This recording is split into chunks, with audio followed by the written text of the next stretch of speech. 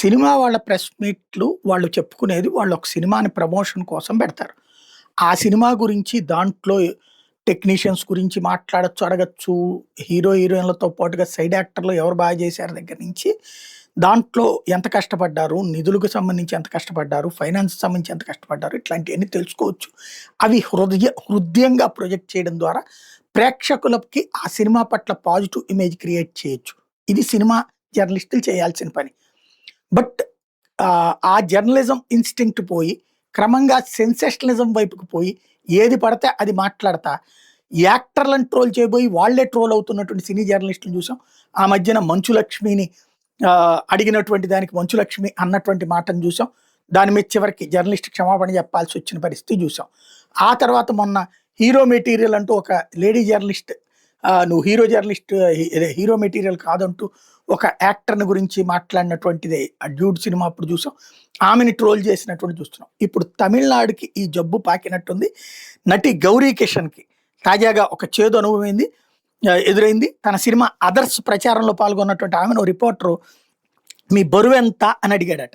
దాంతో ఒక్కసారిగా షాక్ అయ్యి ఆగ్రహం వ్యక్తం చేసింది. ఆహ్, స్టా ఇలాంటి ప్రశ్నలకి అసలు అడుగుతారా మీరు? ఇది జర్నలిజం పద్ధతేనా? అసలు నా బరువుకి మీకు ఏంటి సంబంధం? మీ న్యూస్‌కి ఏంటి సంబంధం? అంటే ఆ సదరు రిపోర్టరు ఇంతకుముందు హీరోయిన్‌లను కూడా అడిగాం. వాళ్ళు చెప్పారు అంటే, అదే ఎందుకు అడగాలి అసలు? ఈ బరువుకి దీనికి ఏంటి సంబంధం? అన్నటువంటి పాయింట్‌ని ప్రశ్నించుకొచ్చారు. దాంట్లో ఈ సినిమాకి నా వెయిట్ వల్ల ఏమైనా నష్టం ఉందా? అలాగే ప్రతి మహిళకి భిన్నమైన శరీరాకృతి ఉన్నది. నా ప్రతిభ గురించి మాట్లాడడం మానేసి, నేను ఇప్పటివరకు చేసిన పాత్ర గురించి, సినిమాల గురించి అడగడం మానేసి, అవేంటో నేనేంటో చూపెడితే, అట్లా కాకుండా బరువు గురించి ఎందుకు అడుగుతున్నారు? నా పాత్ర గురించి ఒక్క ప్రశ్న కూడా అడగకుండా, నా బరువు గురించి తెలుసుకోవాలనుకున్నారు. ఇది తెలివి తక్కువ ప్రశ్న. ఇదే ప్రశ్నను మీరు హీరోలను అడగగలుగుతారా? అంటూ నిలదీసింది. ఇది నిజమైన జర్నలిజం కాదంటూ ఓపెన్‌గా ఫైర్ అయ్యింది. అది ఇప్పుడు ట్రోల్ అవుతోంది. అదే సందర్భంలో ఆ ప్రెస్ మీట్ ఇంపాక్ట్ ఇప్పుడు హీరోకి తగిలింది. హీరో ఆదిత్య మాధవన్ అక్కడ సైలెంట్‌గా కూర్చోవడం మీదన నెటిజన్స్ ప్రశ్నిస్తా వచ్చారు.